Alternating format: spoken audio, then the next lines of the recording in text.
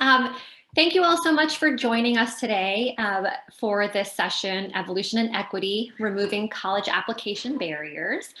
My name is Meredith Lombardi, and I am the Associate Director for Outreach and Education at Common App. And I am joined by my friend and colleague, Lou Gilman. If you'd like to say hello, Lou. Hi, everyone. Welcome and thanks for joining us. I'm a high school counselor at Coral Reef Senior High School, Miami, Florida. And I also have my very own junior at Florida State University and my very own graduating senior this year. So we know that we have a quick session with you all. And also know that we're following after Dr. Tony Jack's presentation, which I think really speaks to a lot of the work that we have been doing at Common App. So I look forward to your conversation and your questions, and to try and make this as interactive as possible. Obviously, Lou and I we were hoping to be at the SACAC conference last year together, and then would have been great being together with you in person this year as well. I believe that there is the option for you to put your questions into Q&A and that you can send them to us. I don't think you'll be able to see other people's questions, but at the end, we will definitely make sure to go through questions and share them with you. I do believe that there is chat open for you. So again, if we were in a room together, we would have asked you, who's in the audience? Are you coming from a Common App member school? Are you at another institution? Are you at a high school? Where are you from? We know that SACAC is bringing together people from many states and in the Caribbean. So feel free to put in there in the chat and see where other people are joining from today, and know that, again, we wish we could be with you in person. For the time that we're together, what I really want to talk about is Common App, setting the stage of what we've been up to this past year, talking through where the organization is heading. Lou is going to talk about how she has been supporting students and families during this past year, and then again, have time for your questions. Certainly, again, feel free throughout the presentation to put your questions into Q&A so that we can make sure to get to those at the end. Hopefully, many of you are familiar with Common App. Again, you probably are either touching Common App in some way as a member or as a high school counselor, or working at a community-based organization, or are an independent educational consultant. So you know that we have been around for quite some time. We have now celebrating 45 years. So 1975, Common App has been around.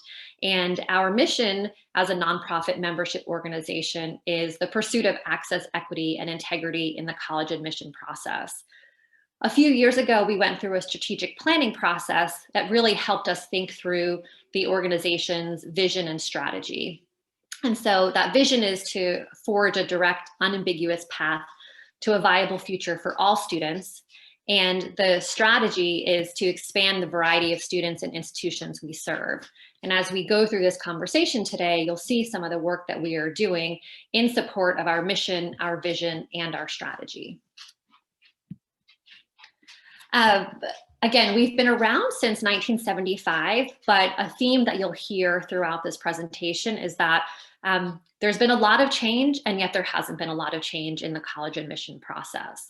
For us as an organization, looking at us prior to 2014, we defined ourselves as a nonprofit membership organization where we were serving students, member institutions, and secondary schools. For the period from 2014 to 2019, we really were shifting into thinking about ourselves as a technology company and how we could support member institutions. And then from 2019 onward, really when we joined forces with Reach Higher, we emphasized our being focused on our mission, and that our mission is driving us as a membership association that is enabled by the technology that we have. And our belief that by serving students first, we are actually serving our member institutions. So where is Common App today? We currently have over 900 member institutions. We have 20% of our, or 21.2% officially are public institutions. We have over 60 colleges that are outside of the US. We have 83 minority serving institutions. And you are probably familiar that Common App has the first year application as well as the transfer application. And so on the transfer side, we have over 600 of our members who use the transfer application platform. I'll just put a plug here. We did not mail maps this year to high schools because of the pandemic, but if you did want to order one for free, it can get shipped to you for free. It's to go to commonapp.org/map, and you can order a map. Looking at student trends, and this is for 2019-2020, just to put that into perspective. Last year, we had over 1 million students submitting at least one application through Common App. Those students submitted 5.6 million applications. You can see top 5 states. So shout out to those of you who are in Florida, making the top 5, and then also the top 5 countries. Majority of Common App users are using the first year application. So over 90% are using the first year application. But we do have over 100,000 students who submit via the transfer application. And then you can see our race and ethnicity breakdown on the slide here as well. Should have also mentioned these slides will be made available to all of you, whether that's through the conference app or SACEC makes it available at the end of the conference. Lou and I will also share our email addresses so that you can have access or if you need to follow up with any questions. Thinking about our mission and how we are trying to make the process more accessible, a lot of data points on this slide, so I'm going to kind of jump around. One is looking at first gen status. 1 in 3 students using Common App are identified as first in their family to be going to college. We have significant increase in the application usage among Black and Latinx applicants. So you can see that 67.2% increase. We have $92 million in fee waivers granted last year. We have grant funding, which I'll talk more about on the next slide. We've been doing texting to reach out to students who need additional support. And that big graph at the top left, which is talking about recommender activity. So this past year, there were over 500,000 counselors, teachers, advisors, and other recommenders who were in some way interacting with Common App to either submit school forms, transcripts, letters of recommendation. So we can see that from 25 million forms submitted, there's a lot of work being done to support students through this process. And we are very thankful and appreciative of the work that you all do. Speaking of grants, if you saw the last slide, it said $4.5 million in grants. We're currently now managing over $6 million in grants, largely due to an additional grant we received from the Capital One Foundation to help with our texting interventions with the class of 2020 and class of 2021. A lot of this grant funding became possible when we joined forces with Reach Higher in 2019. They brought with them some grant funding, and then we've been able to collectively apply for and receive additional grant funding. This funding has been critical to the work that Common App has been able to do. For example, the Bill and Melinda Gates Foundation grant has allowed us to build a data warehouse, something that Common App did not have in the past. We've been able to hire data scientists, which we did not have in the past. And it's allowed us to, again, do the work that we wanted to do, but did not have the resources and capacity to do. So with this grant funding, we are able to look more into scholarship solutions, into community college pathways, how we can make our data more accessible and use that data for important interventions and changing the admission process. As I mentioned, the grant funding has allowed us to really support students at scale. And so we had our Up Next texting campaign prior to COVID-19. But when the pandemic hit, we knew that students would need additional support. And so we, through grant funding, were able to do a specific intervention for the class of 2020, where we were even able to continue that out through their first semester of college, and then to support an additional 500,000 students in the class of 2021. And the class of interventions do use an AI chatbot. They're in partnership with AdmitHub and the College Advising Corps, targeting low-income and first-generation students, as well as families, specifically with the class of 2021 intervention. We also last year added the question in the application for COVID-19 and community disruptions.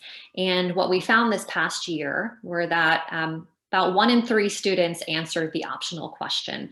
So not everyone, it was not a required question. Not every student is responding. I think it's not an essay, but it really is that opportunity for students to talk more about their personal impact to them, and not have to write their college essay about the pandemic unless they wanted to. So 1 in 3 students responded. The question will be there again for next application season, and the question will remain there as well on counselor forms.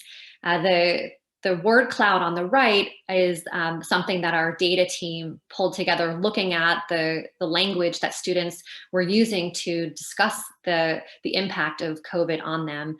And so they pulled out and were able to identify words in terms of positive attributes versus negative. Something else that we did this past year was to launch the mobile app. So Common App had the mobile app on track, if you remember. We took that down because it was a companion app, and so students couldn't actually fill out the application. And what we found was that students thought because Common App had app in the name, they were going to download the app, but not actually able to complete the application. And so now the app is actually the actual application. It is free. Students can download it. We really are trying to meet students where they are. And we know that students don't all have access to computers at home. We can see from our own traffic whether students are submitting through a desktop or a mobile app or through their mobile device. And so we want to make sure that students, whatever platform they're using, they can access the application to be able to submit. Wanted to just do a quick shout out to the region because the past 2 years, 2 years ago, January of 2020, we did the inaugural Excellence in College Counseling Award to Farrah Parker outside of New Orleans. So shout out to Farrah if she is on from Kenner Discovery. And then this year, we awarded the award to the Miami Palmetto Senior High School in Miami-Dade County. And we did a webinar series this past winter. So lots of great information shared there. Links here if you ever wanted to listen in on the conversations we were having about continuing to support students during this global pandemic. And again, you will have all of these links, but thought it was great to at least let you know that we are supporting you all in the work that you're doing. Something else that we have been able to achieve, I mentioned this with the grant funding, is to look at ways that we can increase scholarship access for students, because we know that paying for college is one additional barrier that students face.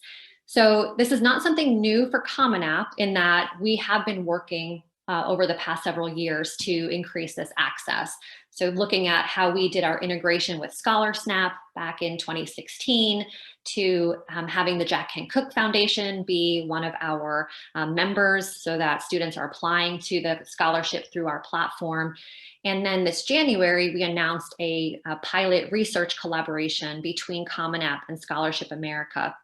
And so there are currently 4 scholarship providers who are awarding over $2 million that are looking at ways to connect directly connect Common App users with these scholarships, and in particular looking at minority and first generation students who traditionally are not getting the access to private scholarships.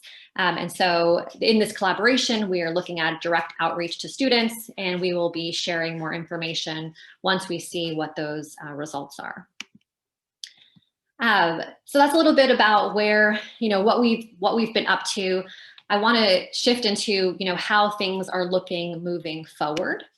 And you will see over the next several slides updates that we have to share, but just also how our membership and who we're serving continues to diversify, and how we are at a critical point in making changes to meet that diversity.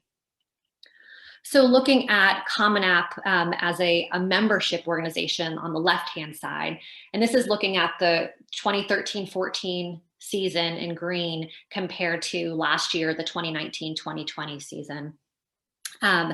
So one, we've grown from 406 members to now 921 members. We had 71 public institutions, now to 209, 8 international to 63. So significant growth in the membership. And with that, brought on more students who then could see themselves in a Common App member institution. So you see the number of fee waiver eligible applicants, 258,000 to 482,000. Underrepresented minority students, 145,000 to 278,000. And then first generation students. And again, this is per application season. First generation students at 219,000, and then up to 333,000. All of these applicant groups are over 50% growth in these areas. We did announce that maybe a few weeks ago, I think, our new member class for 2021-2022. So we've already have over 30 new member institutions in 18 states. We're also very happy that to invite and welcome the full public system in the state of Illinois, which is the first time that a governor has signed on saying that all of the publics in one state will be part of the Common App. We do have some other states, I think Maine, for example, where all of the publics are part of the membership. This is, of course, not the full list. So we do always hold keep the full list on our blog. So if you go to commonapp.org/blog, you can get that information. We also announced a new essay prompt for next year. So hopefully you were able to see that on our blog, that we have a new prompt on gratitude and joy. And you can see the breakdown here in the pie chart of this past year, where students were, how essay selections changed or were different. And you can see also that we are removing the problem-solving prompt next year. So it had a 3% response rate from students. So that one will be replaced by this new gratitude prompt. And students will see this in the application starting on August 1st. User experience, some quick updates. I'm going to go quickly through this. If you are a member, you hopefully have seen the refreshed control center, which has a whole new set of tools for you. For students, we are adding Cambridge tests as well as Duolingo as the English test, as one of the English tests. We are making some language updates in the current year courses to align with the language we use in courses and grades. We are also making some tweaks to the language in the introductory language for courses and grades. For counselors, we are making some changes in the language on the optional report to really help you identify why you're using the optional report at the outset, but also to help our member colleges better understand what you're using the optional report for. We are also going to allow counselors to submit more than one optional report. So there will be a second optional report if you need it. So that will be there starting next year. And then for those who are using one of our integration partners, we will introduce that ability to edit a school form if you've submitted it but need to make an edit, that you can do that so long as a college has not received it yet. Um, so I think I have maybe 5 minutes to go through our evolving the app work. And I'm going to just say that evolving the app has been a very large year-long project at Common App to look at potential barriers that students may face as they go through the application process and what we as an organization can do to eliminate those barriers. It kicked off last year in March, and now you can see we're 1 year later, where we really have been introducing to our membership and to counselors what those changes will be. There's a lot of information on the website, the commonapp.org/evolving the app. And again, I'll try and drop some of these links into the chat or Q&A later on. But if you really want to deep dive into anything that I'm going to review on evolving the app, know that you can get full presentations and content downloadable, or you can listen in on webinars on the website. So when we kicked off the project last year, we identified 6 parts of the application to look at: sex and gender, citizenship, family, religious affiliation, military discharge, and school discipline. Again, I'm going to go through these pretty quickly so you can see some of the high-level data as well as the changes that we are making. Common App has had the open-ended gender identity question in our application for the past several years. But what we found looking at our own data was that almost 20% of students didn't understand the question to even be able to answer it correctly. And for those who did answer it, there was no way to truly categorize it for our members, for them to be able for there to be some kind of, like-minded or similar language to use. And we intentionally wanted it to be open-ended.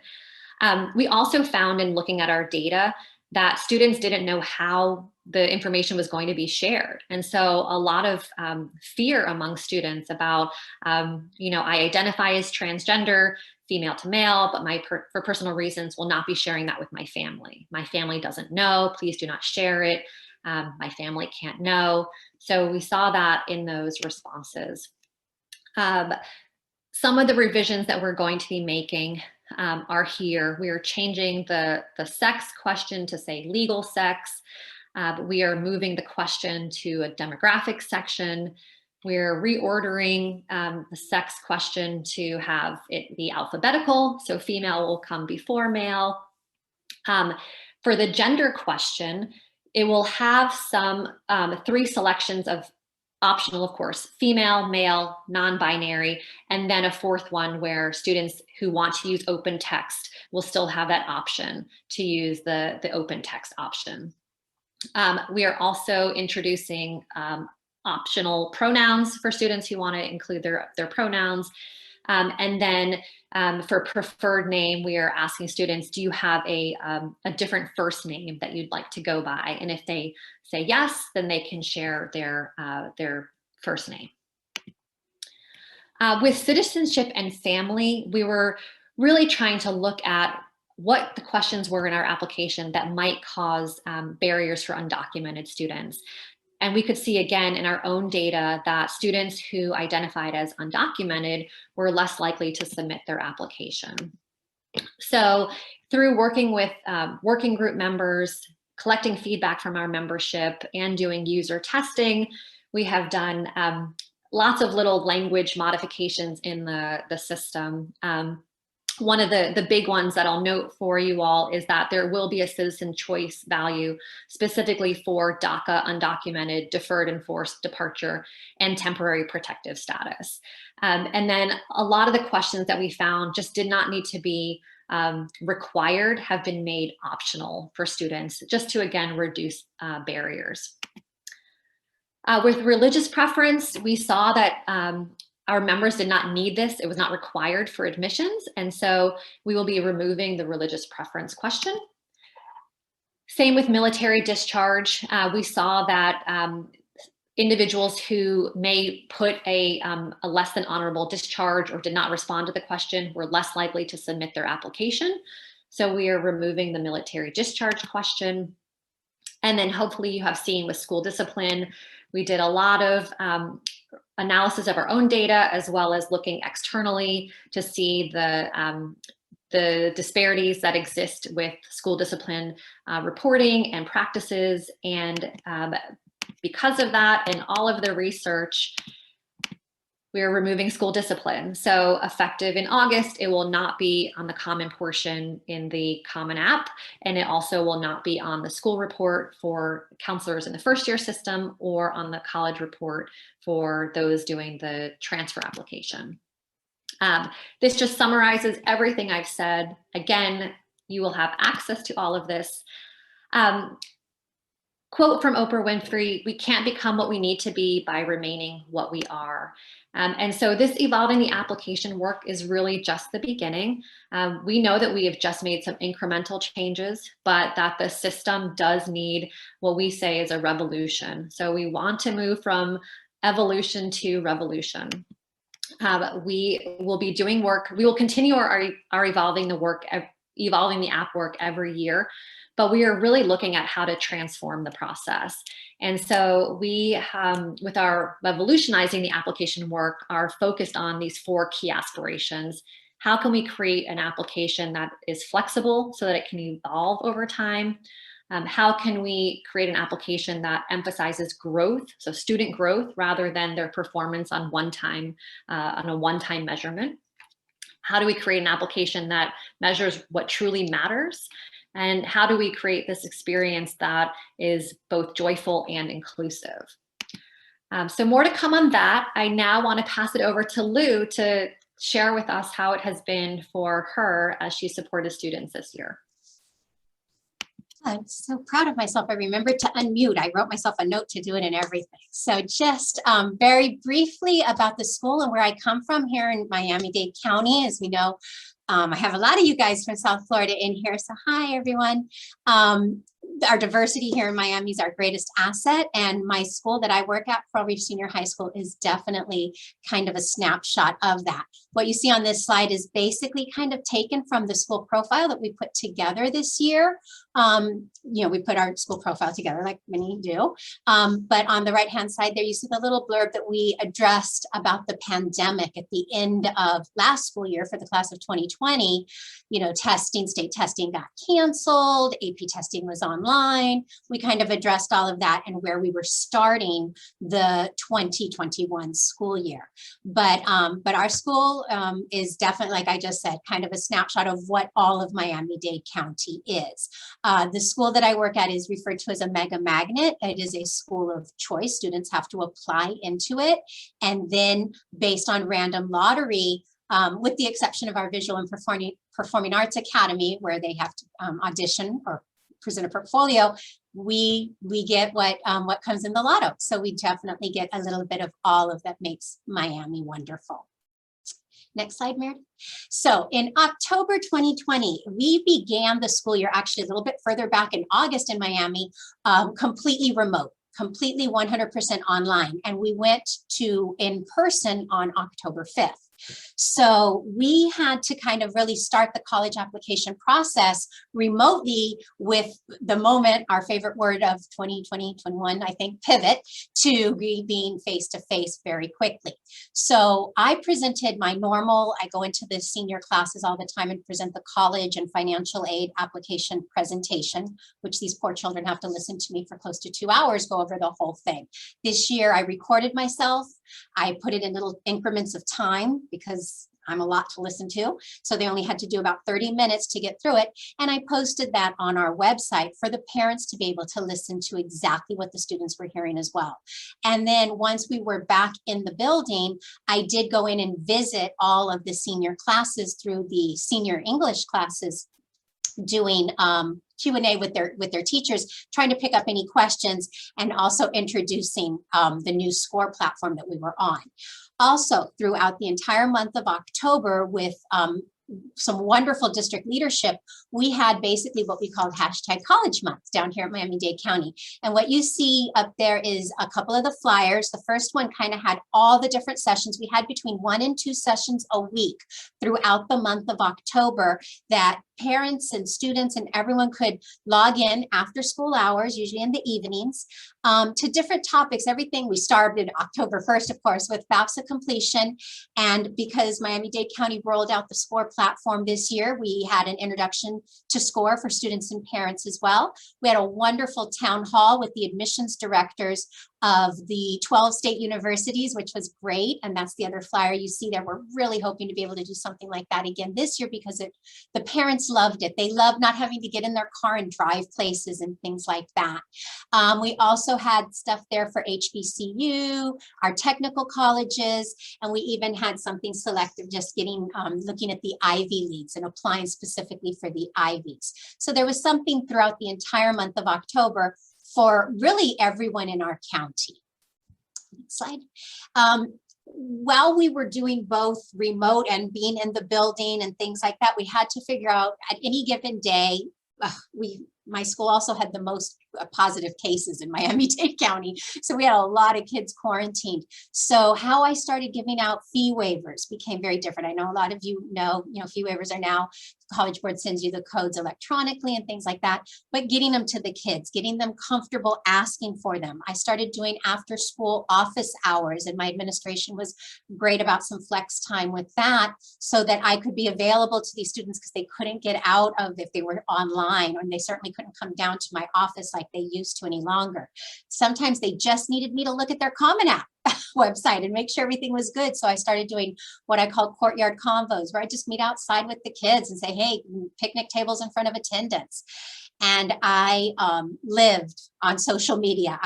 Our school uses a lot of Instagram accounts. I have a CUDA Decision Day, CUDA Decisions 2021, where the kids specifically to that. I have all kinds of different things because that's where the kids are and that's how we need to reach them. Next. Looking forward to what hopefully we can keep and what we want to work. Like I was saying, the town hall with our state university admissions directors was so wonderful. That's something I really hope we can do more of with work, and that can only happen with work and support from our district and of course the universities as well, and they've been wonderful. Something that our district put out this year that proved to be really popular was something we called Power Hours, which throughout the whole Department of Student Services, we would have just an hour a week where district people we'd talk about things with college admission specifically, but also mental health counseling, just everything we had going on, but just for an hour. So we could kind of just check in with each other and see what was going on and what was working for some and some best practices and things like that. I'm looking forward to hopefully being able to do Power Hours even in my own department here in the school and with the kids as well. I really think I'm going to stick with the video presentations. As much as I do not enjoy listening to my own voice and watching myself do this, I find it very helpful to the kids and the parents to be able to stop and listen and go back, and you find what you forgot at the end, and yeah, so I recorded again, but it really works. And I'm really excited about trying to get some podcasts out. I think out of my own boredom of dealing with the pandemic and all the podcasts I've been listening to, I really think that's something we'd like to look forward to.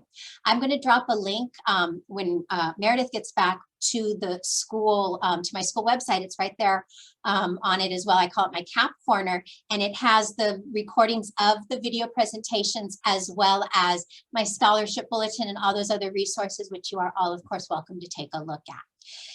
And last is I just started calling it the best day of the year. College signing day turned into my absolute favorite day. I have a lot of favorite days when it comes to this job, but college signing day is great. And when we were all together and it was normal, I have 3,500 students in this building. This year I have 753 seniors. My biggest class was about 850. I can't do one-on-one stuff, but we had a party in the courtyard. The PTSA helped sponsor what I called candy bars, which were just stations where the kids could go get candy. And I put up all around the courtyard where the kids could go and sign, sheets of paper with the names of all the schools they told me they were going to. And they go around and sign where they were going. I had a big map where they could go and pin in the state. I had to get a world map because I have some kids go international. And I had a bullhorn, and we had a little photo booth with all the fun props, and it was a party, and they loved it. And I'm really looking forward to getting back to something like that. I will probably have something along the lines of Digital Decision Day, going to obviously have that pared down. And then that Instagram, the CUDA Decisions 2021, the kids love, they get so creative. But college signing day, you know, through the Reach Hire, everything that's Common App is put together with Reach Hire. They have money to help you do this. They've got some great ideas if you're at a loss for some. And I celebrate my kids going to Miami-Dade College. You can't get near my Miami-Dade College papers because everyone's waiting to sign, because that's just as exciting as all the rest. And I'm looking forward to being able to have my party in the courtyard again soon. So I'll drop that link in the chat and my email as well, and turn it back over to Meredith. Excellent. So this is the point where we are going to shift over to really take a look at questions. I did put here the link for the Common App Ideas portal. This is really where we got a lot of our the great ideas to make changes to the system and to the process. So if there has been something that you feel like, I wish Common App would know this. Of course, you'll have my contact information, but this also goes directly to our product team. And I will say, and myself, I put things in here and then I go and I vote on things as well. So in conversations that we have, like at conferences like this, it really is what drives how we can continue to innovate and to really, again, meet the needs of students and counselors and members. So I'm going to go ahead and stop sharing my screen so that we can take a look at some of the questions. Lou, were you able to see any of them? I have not yet looked. But please feel free to put in your questions now, anyone. And Lou, did you see anything? Yeah, I did. I was trying to of course, didn't mute myself. There was one earlier when you were talking about the percentages. Do you have a time comparison for those using TCA for transfer students, and also possible percentages for those groups of students that were getting into the schools that applied via Common App? That you mentioned that there was a 50% growth, but are they getting into the Common App schools? Got it. So correct me if I'm wrong, but the first question was, who's using the transfer app? Was that? I believe so. There was, do you have a time comparison for those using TCA for transfer students? Got it. I do not have the specifics on the transfer application. Good question. Related to, what was the second question? Oh, I'm sorry, I was reading one of the comments. I was getting excited about that. Do you know the percentages of those groups of students getting into schools that applied to via Common App? I think we're talking about the yeah. So at this time, I think people know Common App does not ask our member institutions for admission decisions. So we don't get to see that information. However, through, again, some grant funding, we have been able to purchase some National Student Clearinghouse data so that we can start to look at trends of student activity and retention and graduation, because we want to support students through, to and through college. And so what we have seen in some of that review of some of the purchase data was that there were higher graduation rates among students who did apply and attend Common App schools. But that was only a subset of data. And so we're just at the beginning of that as we really start looking at our data. I feel like I saw, go ahead, Lou. No, we have afternoon announcements and I'm going to mute myself. So Kyung Lee, I see that you have raised your hand. I'm going to go ahead and I'm going to say allow to talk and see if you want to go ahead and unmute and ask your question. Hi there. Can you hear me? We can. Hi. I put the question in the Q&A, so I didn't know if it went through or not. But I was just curious, with all the kind of upcoming changes to kind of this personal demographic section, generally speaking, we've, I guess, told students that they can start filling out the Common App at their junior year and that most of it will roll over. But with these changes in different fields, should students hold off until the refresh in the summer to fill out, I guess, any portion of the Common App, or what will stay the same and safely roll over? Yeah, it's a great question. I would say the majority of the application is staying the same. So I still think it is a time saver for students to start if you are introducing it in their junior year. What I would recommend is on the Evolving the Application website, I believe there's a document that's linked there that talks about each of the changes. And you could look through it to see, okay, which one should I highlight for my students? So let's just take gender identity, for example. If a student answers that open-ended question now, that will not roll over to next year. And you could highlight that when you're having conversations with your students. Same on the citizenship question. Their selection may not roll over based on the new selection for DACA and undocumented students. But for the most part, pieces are rolling over. So I know that's not the greatest answer, but it would still be a time saver if they did start prior to August 1. I see a question, and again, I don't know in what order, and I know we have 3 minutes, so I'm going to do my best to answer. There is a question about Common App membership and benefits, and I'm happy to take that conversation. At the highest level, I would say it's about, well, one, I would say we have a team who talks with colleges who are interested in joining the membership, and they join for different reasons. So for some, it's technology. For some, it's to have access to a more diverse applicant pool.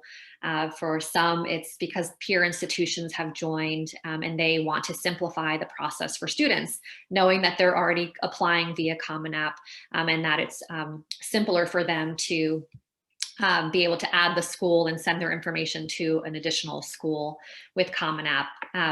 You have the ability to customize your questions in Common App so that it is not, if there's certain things you don't want, like an essay or letters of recommendation, you can specify that. But happy to take on that conversation or put you in touch with anyone at our organization. Before I forget, I'm going to put my email address in here so everyone has that. And Lou, did you want to go ahead and do that? Yeah, I put my email address in already, along with the link to my CAP corner. And you had a couple people also ask about when and how they're going to get access to the PowerPoint, Meredith. Yep. So we will share it with SACAC as well as, so hopefully it will get into the conference app. And if for some reason that doesn't happen, hopefully I will have a list of attendees so I can make sure to send it out. And if neither of those two things happen, then you always have my email address and I will make sure to make it available that way if you reach out. And I'm happy to share any resources as well via my email, or you can just see them on my website too. Yeah. All right. Let me see. Go back to the Q&A.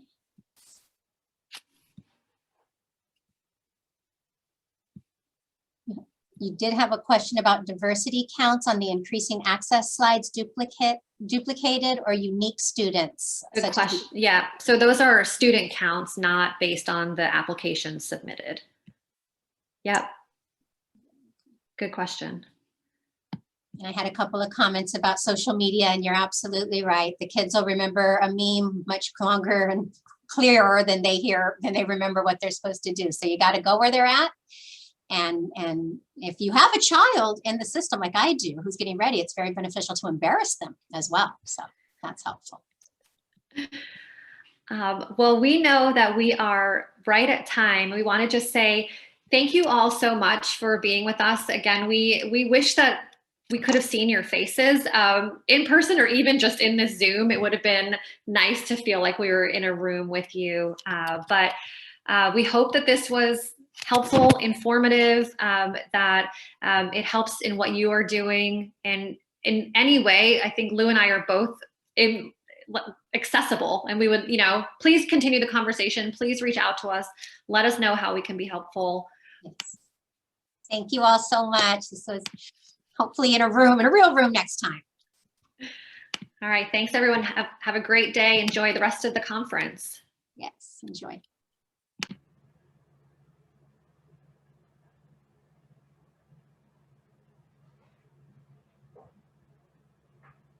Great presentation, ladies. Very well done.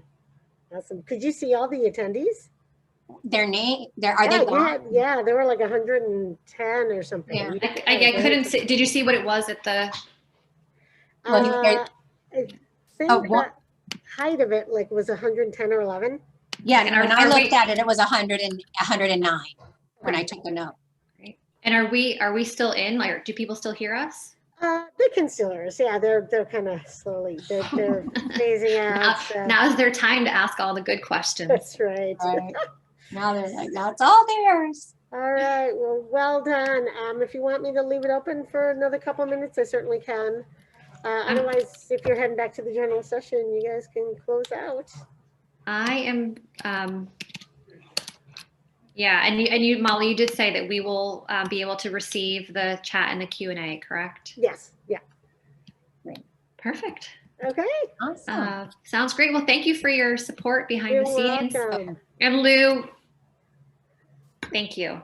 We got a good show. We should take it on the road. More On the often. road. I know. Thank you for sticking through and listening to all the beginning chatter before it got to you, but you were great. Of course.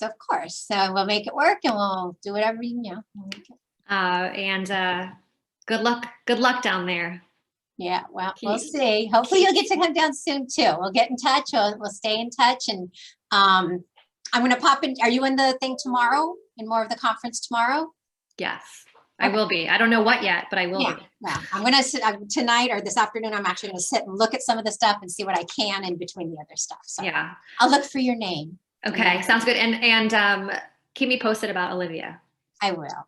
Okay. Take All right. care. Bye. Bye.